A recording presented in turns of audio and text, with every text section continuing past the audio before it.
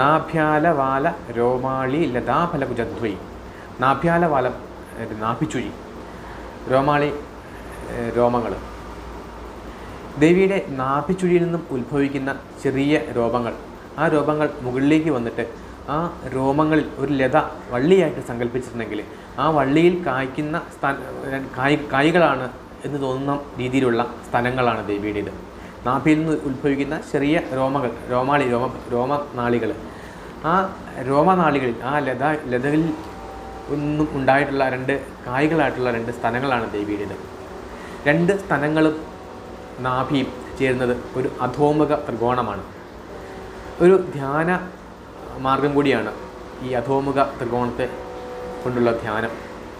സ്തനാധാരം എന്ന് പറയുന്ന ഒരു ധ്യാനം കൂടിയാണ്. മനസ്സിനെ ശാന്തമാക്കാനുള്ള ഒരു ധ്യാനം കൂടിയാണ് ഈ അധോമുഖ ത്രികോണത്തെ കൊണ്ടുള്ള